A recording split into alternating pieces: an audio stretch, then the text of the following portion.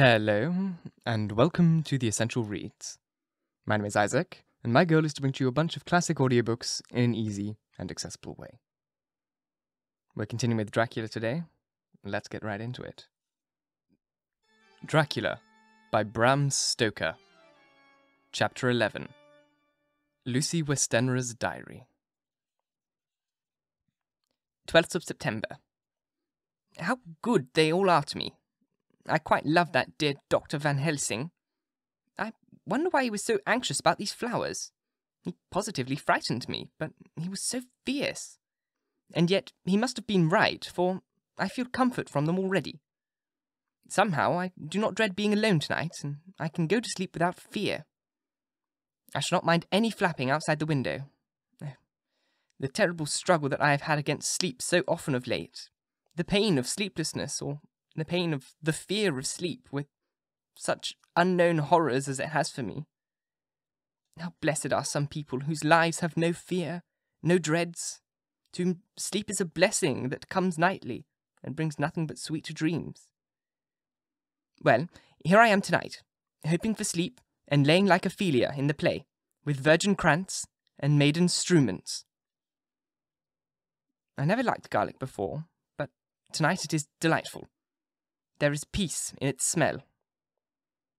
I feel sleep coming already. Good night, everybody. Dr. Seward's Diary. 13th September. Called at the Berkeley, and found Van Helsing, as usual, up to time. The carriage, ordered from the hotel, was waiting. The professor took his bag, which he always brings with him now. Let all be put down exactly. Van Helsing and I arrived at Hillingham at 8 o'clock. It was a lovely morning. The bright sunshine, all the fresh feeling of early autumn seemed like the completion of nature's annual work. The autumn leaves were turning to all kinds of beautiful colours, but had not yet begun to drop from the trees. When we entered, we met Mrs. Westenra coming out of the morning room. She is always an early riser. You'll be glad to know that Lucy is better. The dear child is asleep. I looked into her room and saw, but did not go in, lest I should disturb her. The professor smiled and looked quite jubilant. He rubbed his hands together and said, I thought I had diagnosed the case. My treatment is working. To which she answered, You must not take all the credit yourself, Doctor. Lucy's state this morning is in part due to me. How do you mean, ma'am? Asked the professor. Well, I was anxious about the dear child in the night, and went into her room. She was sleeping soundly, so soundly that even my coming did not wake her. But the room was so awfully stuffy. There were lots of those horrible, strong-smelling flowers about everywhere, and she actually had a bunch of them round her neck. I feared the heavy odour would be too much for the dear child in her weak state. So I took them all away and opened up a bit of the window to let in a little fresh air. You'll be pleased with her, I'm sure.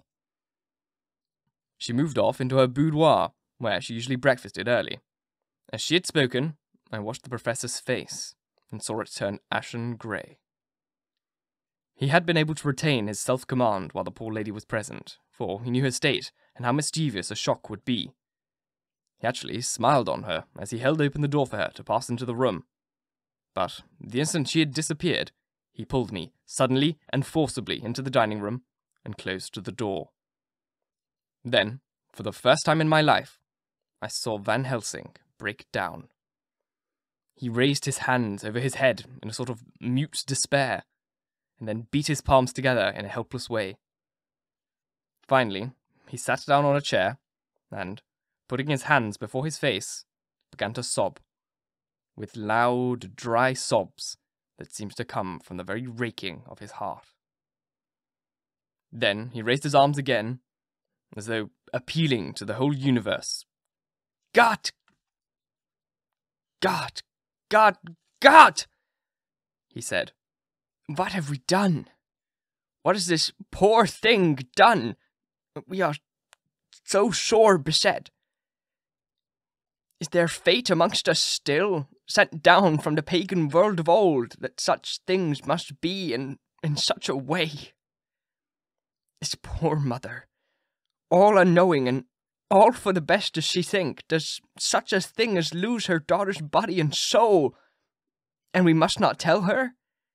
We must not even warn her, or she die, and then both die. Oh, how we are beset! How are all the powers of the devil against us? Suddenly, he jumped to his feet. "Come," he said. "Come, we must see her, and act. Devils or no devils, or all the devils at once, it matters not. We fight him all the same." He went into the hall door for his bag, and together we went up to Lucy's room. Once again, I drew the blind, whilst Van Helsing went towards the bed. This time, he did not start as he looked on the poor face with the same awful waxen pallor as before. He wore a look of stern sadness and infinite pity. "As I expected," he murmured, with that hissing inspiration of his which meant so much. Without a word, he went and locked the door, and then began to set out on the little table the instruments for yet another operation of transfusion of blood. I had long ago recognized the necessity, and begun to take off my coat, but he stopped me with a warning hand. "No," he said. "Today you must operate. I shall provide. You are weakened already." As he spoke, he took off his coat and rolled up his shirt sleeve. Again the operation. Again the narcotic. Again the return of some colour to the ashy cheeks and the regular breathing of healthy sleep. This time, I watched whilst Van Helsing recruited himself and rested. Presently, he took an opportunity of telling Miss Westenra that she must not remove anything from Lucy's room without consulting him, that the flowers were of medicinal value, and that the breathing of their odour was a part of the system of cure. Then he took over the care of the case himself, saying that he would watch this night, and the next, and would send a word for me to come. After another hour, Lucy waked from her sleep, fresh and bright, and seemingly not much the worse for her terrible ordeal. What does this all mean? I am beginning to wonder if my long habit of life amongst the insane is beginning to tell upon my own brain. Lucy Westenra's diary. 17th September. 4 days and nights of peace. I'm getting so strong again that I hardly know myself. It is as if I had passed through some long nightmare, and had now just wakened to see the beautiful sunshine, and feel the fresh air of the morning all around me. I have a dim half-remembrance of long, anxious times of waiting and fearing, darkness in which there was not even the pain of hope to make present distress more poignant. And then long spells of oblivion, and the rising back to life as a diver coming up through the great press of water. Since, however, Dr. Van Helsing has been with me, all this bad dreaming seemed to have passed away. The noises that used to frighten me out of my wits, the flapping against the windows, the distant voices which seemed so close to me, the harsh sounds that came from I know not where and commanded me to do I know not what, have all ceased. I go to bed now without any fear of sleep.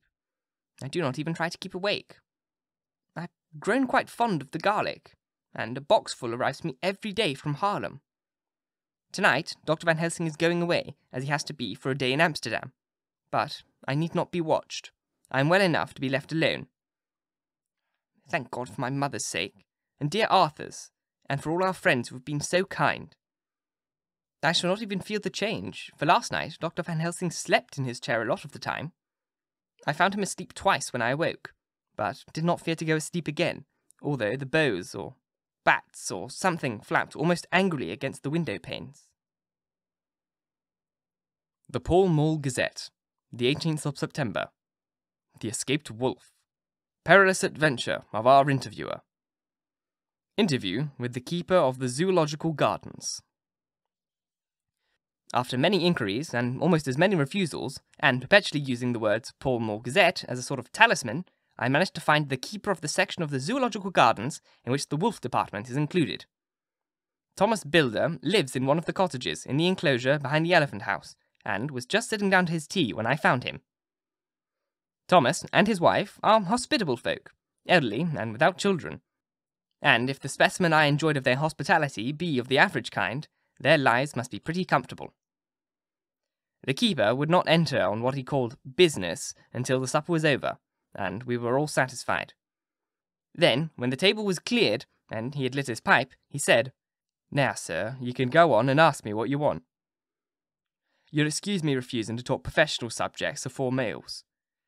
I gives the wolves, and the jackals, and the hyenas, in all our sections their tea, afore I begins to ask them questions." "How do you mean, ask them questions?" I queried, wishing to get him into a talkative humour. "Hitting them over the head with a pole is one way, scratching of their ears is another. When gents as is wants a bit of a show-off to their gals. I don't so much mind the fuss, hitting them with a pole afore I chuck in their dinner. But I waits till they've had their sherry and coffee, so to speak, afore I tries with the ear-scratching. Mind you," he added philosophically, "there's a deal of the same nature in us as in them, their animalese. Here's you, coming and asking me questions about my business, and I, that grumpy like, that only for a bloomin' £half. I'd have seen you blowed fust before I'd answer. Not even when you asked me sarcastic like, if I'd like you to ask the superintendent if you might ask me questions. Without offence, did I tell you to go to hell?" You did. And when you said you report me for using obscene language, that was hitting me over the head. But the £half made that all right. I weren't a-going to fight, so I waited for the food, and did my O's as the wolves and lions and tigers does. But Lord love your art. Now that the old ooman has stuck a chunk of tea cake in me, and rinsed me out with her bloomin' old teapot, and I've lit up, you may scratch my ears for all you're worth. I won't even get a growl out of me. Drive along with your question. I know what you're coming at. That here escaped wolf." "Exactly. I want you to give me your view of it. Just tell me how it happened, and when I know the facts, I'll get you to say what you consider was the cause of it, and how you think the whole affair will end." "Right, Governor. This here is about the whole story. That here wolf, what we call Berserker, was one of 3 grey ones that came from Norway to Jamrash, which we bought off him 4 years ago. He was a nice, well-behaved wolf, and never gave any trouble to talk of. I'm more surprised at him for wanting to get out more than any other animal in the place. But there, you can't trust wolves no more than women." "Don't you mind him, sir?" broke in Miss Tom with a cheery laugh. "He's got a mind in the animals so long that, blessed if he ain't like an old wolf himself, but there ain't no harm in him." "Well, sir, it was about 2 hours after feeding yesterday when I did hear any disturbance. I was making up a litter at the monkey house for a young puma who was ill. But when I heard the yelping and howling, I came over straight away. There was Berserker a-tearing like a mad at the bars as if he wanted to get out. There wasn't much people about that day, and close at hand was only one man, a tall, thin chap, with a hook nose, a pointed beard, and a few white hairs running through it. He had an hard, cold look and red eyes, and I took a sort of mislike to him, for it seemed as if it was him they were irritated at. He had white kid gloves on his hand, and pointed out the animals to me and says, 'Keeper, these wolves seem upset at something.' 'Maybe it's you,' says I, for I did not like the airs he'd give himself. He didn't get angry, as I hoped he would, but he smiled, a kind of insolent smile, with a mouth full of white, sharp teeth. 'Oh no, they wouldn't like me,' he says. 'Oh, yes, they would,' I says, intimidating him. 'They always likes a bone or two to clean their teeth with about tea time, which you has a bagful.' Well, it was an odd thing, but when the animals see us a-talking, they lay down, and I went over to Berserker, and he let me stroke his ears, same as ever. That there man came over, and blessed, but if he didn't put his hand and stroke the old wolf's ears too. 'Take care,' says I, 'Berserker's quick.' 'Never mind,' he says, 'I'm used to them.' 'Are you into business yourself?' I says, taking off my hat, for a man that trades in wolves and cetera is a good friend to keepers. 'No,' he says, 'not exactly in the business, but I have made pets of several.' And with that, he lifts his hat as pert light as a lord, and walks away. Old Berserker kept a looking after him till he was out of sight, and then went and lay down in a corner and wouldn't come out the whole evening. Well, last night, so soon as the moon was up, the wolves all here began a howling. There weren't nothing for 'em to howl at. There weren't no one near except someone that was evidently a-calling a dog somewheres out the back of the gardenings, in the park road. Once or twice I went out to see all was right, and it was. And then the howling stopped. Just before 12 o'clock, I took a look around before turning in. Bus me. But when I came opposite old Berserker's cage, I see the rails broken and twisted about, and the cage empty. And that is all I know for certain. Did anyone else see anything? One of our gardeners was coming home about that time from Harmony, when he sees a big grey dog coming out through the gardening edges. At least, so he says so, but I don't give much for it myself. For he never did say a word about it to his missus when he got home, and it was only after the escape of the wolf was made known, and we had been up all night hunting in the park for Berserker, that he remembered seeing anything. My own belief was that the Harmony had got in his head. Now, Mr. Builder, can you account in any way for the escape of the wolf? Well, sir, he said, with suspicious sort of modesty, I think I can, but I don't know how you'd be satisfied with the theory. Certainly I shall. If a man like you, who knows the animals from experience, can't hazard a good guess at any rate, who is even to try? Well then, sir, I account for it this way. It seems to me that this here wolf escaped simply because he wanted to get out. From the hearty way that both Thomas and his wife laughed at the joke, I could see that it had done the service before, and that the whole explanation was simply an elaborate sell. I couldn't cope in badinage with the worthy Thomas, but I thought I knew a surer way to his heart, so I said, Now, Mr. Builder, we'll consider that first half-sovereign worked off. And now this brother of his is waiting to be claimed when you've told me what you think will happen. Right you are, sir, he said briskly. You'll excuse me, I know, for a chaff in a year, but the old woman here winked at me, which was as much as telling me to go on. Well, I never, said the old lady. My opinion is this. That here wolf is a-hiding off, somewheres. The gardener what didn't remember, said he was a-galloping northward faster than an horse could go. But I don't believe him. For you see, sir, wolves don't gallop no more than dogs does. They not been built that way. Wolves is a fine thing in a storybook, and I just say, when they gets in packs, and does be achieving something that's more afeard than they is, they can make a devil of a noise and chop it up, whatever it is. But Lord bless you, in real life, a wolf is only a low creature, not half so clever nor as bold as a good dog, and not half a quarter so much fighting him. This one ain't been used for fighting, nor even providing hisself, and more like he's a somewhere round the park, a-hiding and a shivering of it. And if he thinks at all, wondering where he's to get his breakfast from. Or maybe he's down in some area and is in a coal cellar. My eye, won't some cook get a rum start when he sees green eyes a-shining at her in the dark? If he can't get food, he's bound to look for it, and mayhap he may chance to light on a butcher's shop in time. If he doesn't, and some nursemaid goes a-walking off with some soldier, leaving of the infant in the perambulator, well then, I shouldn't be surprised if the census is one babby less, that's all. I was handing him the half-sovereign when something came bobbing up against the window, and Mr. Builder's face doubled its natural length with surprise. God bless me, he said, if there isn't old Berserker come back by hisself. He went to the door and opened it. A most unnecessary proceeding, it seemed to me. I have always thought that a wild animal never looks so well as when some obstacle of pronounced durability is between us. My personal experience has intensified rather than diminished that idea. After all, however, there is nothing like custom, for neither Builder nor his wife thought any more of the wolf than I should a dog. The animal itself was as peaceful and as well behaved as that father of all picture wolves, Red Riding Hood's quondam friend, while seeking her confidence in masquerade. The whole scene was an unutterable mixture of comedy and pathos. The wicked wolf, that for half a day had paralysed London, and set all the children in town shivering in their shoes, was there, in a sort of penitent mood, and was received and petted like a sort of vulpine prodigal son.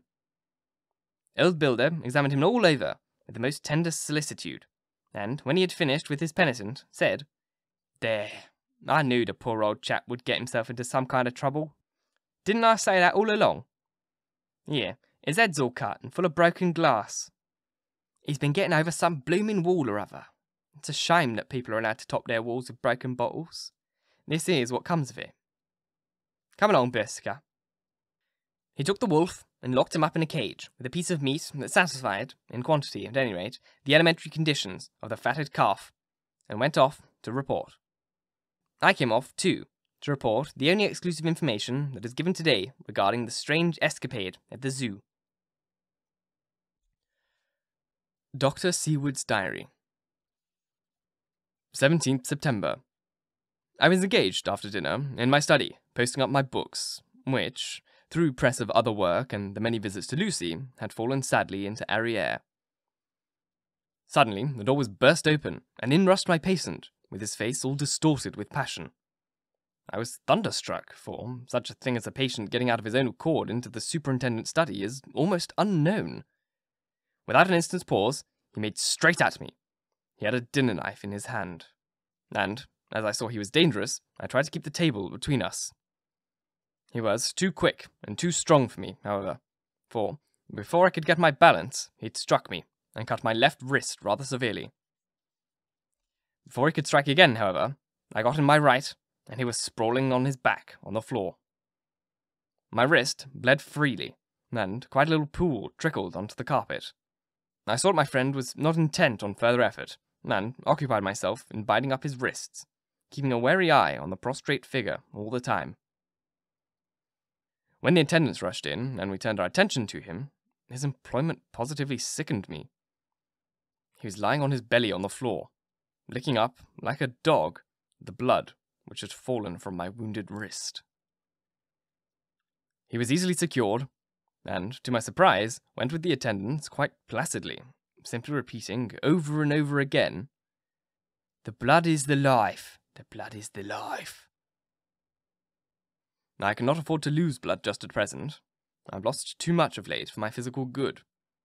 And then the prolonged strain of Lucy's illness and its horrible phases is telling on me. I am overexcited and weary, and I need rest. Rest. Happily, Van Helsing has not summoned me, so I need not forego my sleep. Tonight, I could not well do without it. Telegram. Van Helsing, Antwerp, to Seward, Carfax. Sent to Carfax, Sussex, as no counties given, delivered late by 22 hours. 17th September. Do not fail to be at Hillingham tonight. If not watching all the time, frequent visits and see that flowers are as placed. Very important, do not fail. Shall be with you as soon as possible after arrival. Dr. Seward's Diary. 18th September. Just off for train to London. The arrival of Van Helsing's telegram filled me with dismay. The whole night lost, and I, in my bitter experience, what might happen in a night. Of course, it is possible that all may be well, but what may have happened? Surely there is some horrible doom hanging over us that every possible accident should thwart us in all we try to do. I shall take this cylinder with me, and then I can complete my entry on Lucy's phonograph. Memorandum, left by Lady Westenra. 17th September, night. I write this and leave it to be seen, so that no one may by any chance get into any trouble through me. This is an exact record of what took place tonight. I feel I am dying of weakness, and have barely strength to write, but it must be done if I die in the doing. I went to bed, as usual, taking care that the flowers were placed as Dr. Van Helsing had directed, and soon fell asleep. I was waked by that flapping at the window, which had begun after that sleepwalking on the cliff at Whitby when Mina saved me, and which now I know so well. I was not afraid, but I did wish that Dr. Seward was in the next room, as Dr. Van Helsing said he would be, so that I might have called him. I tried to go to sleep, but could not. Then there came to me the old fear of sleep, and I determined to keep awake. Perversely, sleep would try to come when I did not want it. So, as I feared to be alone, I opened my door and called out, "Is anybody there?" There was no answer. I was afraid to wake Mother, and so closed my door again. Then, outside, in the shrubbery, I heard a sort of howl, like a dog's, but more fierce and deeper. I went to the window and looked out, but could see nothing except a big bat, which had evidently been buffeting its wings against the window. So I went back to bed again, but determined not to go to sleep. Presently, the door opened, and Mother looked in. Seeing by my moving that I was not asleep, came in and sat by me. She said to me, even more sweetly and softly than her wont, "I was uneasy about you, darling, and came to see that you were all right." I feared she might catch a cold sitting there, and asked her to come in and sleep with me. So she came into bed and lay down beside me. She did not take off her dressing gown, for she said she would only stay a while and then go back to her own bed. As she lay there in my arms, and I in hers, the flapping and buffeting came to the window again. She was startled and a little frightened, and cried out, "What is it?" I tried to pacify her, and at last succeeded, and she lay quiet. But I could hear her poor dear heart still beating terribly. After a while, there was the low howl again out of the shrubbery, and shortly after there was a crash at the window, and then a lot of broken glass was hurled on the floor. The window behind blew back with the wind that rushed in, and in the aperture of the broken window panes there was the head of a great, gaunt, grey wolf. Mother cried out in fright, and struggled up into a sitting posture, and clutched wildly at anything that would help her. Amongst other things, she clutched the wreath of flowers that Dr. Van Helsing insisted on my wearing round my neck, and tore it from me. For a second or two, she sat up, pointing at the wolf, and there was a strange and horrible gurgling in her throat. And then she fell over, as if struck with lightning, and her head hit my forehead and made me dizzy for a moment or two. The room and all round seemed to spin round.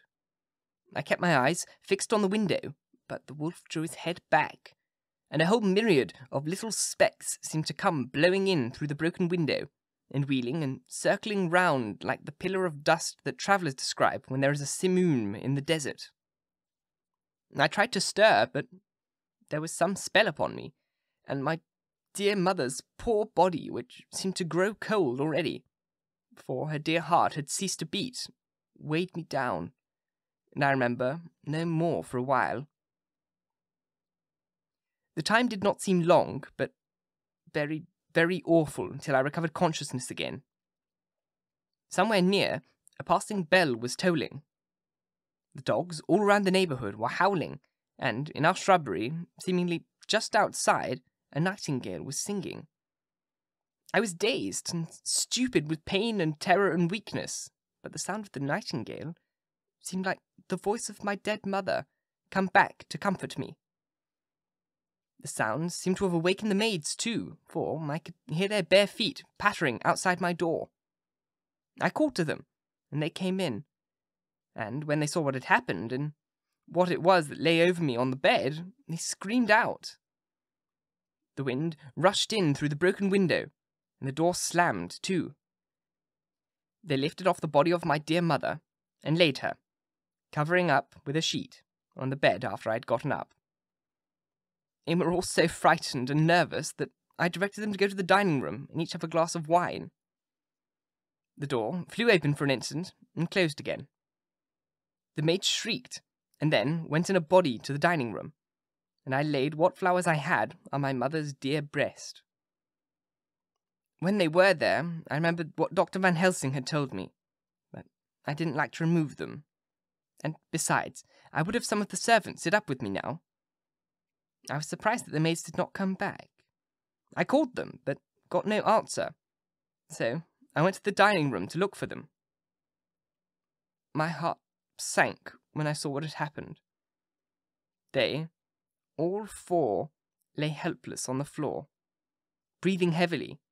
The decanter of sherry was on the table, half full, but there was a queer, acrid smell about, and I was suspicious and examined the decanter. It smelled of laudanum, and, looking on the sideboard, I found the bottle which Mother's doctor uses for her. Did use, was empty.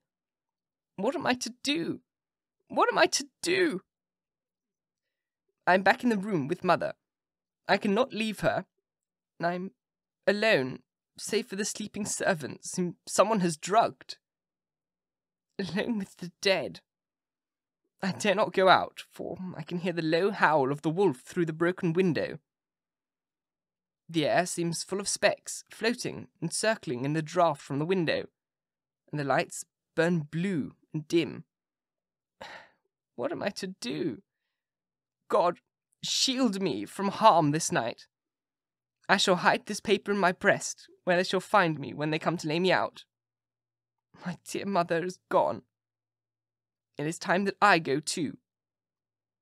Goodbye, dear Arthur, if I should not survive this night. God keep you, dear, and God help me. Thank you so very much for listening. If you enjoyed, please like, comment, share, that jazz, and if you really enjoyed, do subscribe because there's more to come. And if you're listening on podcast, please leave a review. It would really mean a lot, and it would help me get this in front of as many people as possible, which would be fantastic. And if you think I've done a really good job, please feel free to leave me a little tip on Ko-Fi, where you can help me turn this into not just a passion, but my full-time job, which would be fantastic. Once again, thank you for listening, and until next time, bye-bye.